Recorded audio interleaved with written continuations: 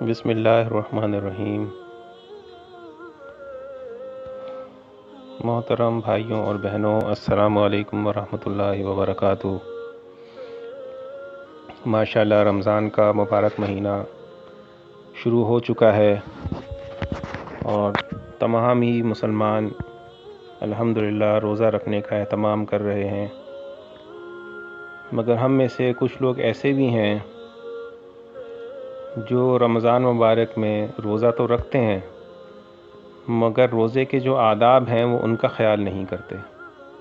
جس کی وجہ سے روزے کے ثمرات سے اور روزے کے ثواب سے محروم ہو جاتے ہیں۔ حضور صلی اللہ علیہ وسلم کا ارشاد ہے کہ بہت سے روزہ رکھنے والے ایسے ہیں کہ ان کو روزے کے ثمرات میں بجز بھوکا رہنے کے کچھ بھی حاصل نہیں ہوتا، اور بہت سے شب بیدار تہجد گزار ایسے ہیں کہ ان کو رات کے جاگنے کی مشقت کے سوا کچھ بھی نہیں ملتا۔ تو میں کرام یہ ارشاد فرماتے ہیں کہ اس کا مطلب یہ ہے کہ روزہ رکھ کے حرام کاموں سے اور ناجائز کاموں سے احتراز نہیں کرتے، اور اسی طرح رات کو تہجد تو پڑھتے ہیں مگر رات کو تہجد کے ساتھ ساتھ گناہ بھی کرتے ہیں، جس کی وجہ سے تہجد کا ثواب ضائع ہو جاتا ہے۔ تو چونکہ بات رمضان مبارک کی ہو رہی ہے اور روزے کی ہو رہی ہے، تو خاص طور سے اس بات کا ذکر کر دینا ضروری ہے کہ اگر روزے کی حالت کے اندر غیبت کی، جو کہ بالکل حرام ہے، اور روزے کی حالت کے اندر اگر جھوٹ بولا، جو کہ یقیناً سب مذاہب کے اندر حرام ہے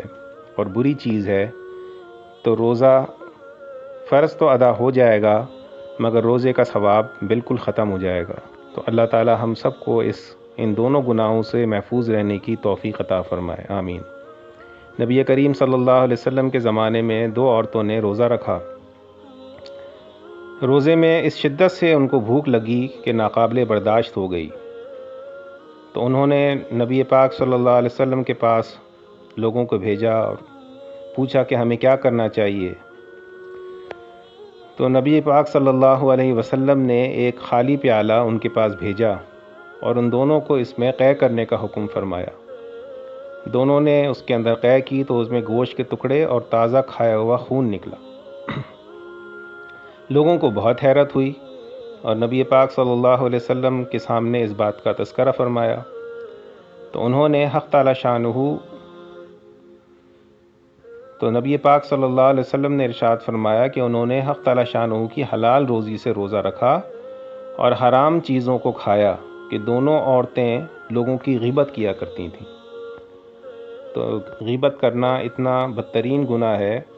کہ روزے دار کا روزہ اس کی وجہ سے خراب ہو جاتا ہے۔ تو اللہ تعالی ہم سب کو غیبت کرنے سے محفوظ فرمائے، اور روزے کی حالت کے اندر ہمیں چاہیے کہ اللہ کا ذکر کریں، قرآن مجید کی تلاوت کریں اور اچھی باتیں زبان سے نکالیں اور بری باتوں سے اپنی زبان کو بچا کے رکھیں۔ اللہ تعالی ہم سب کو عمل کرنے کی توفیق عطا فرمائے، آمین۔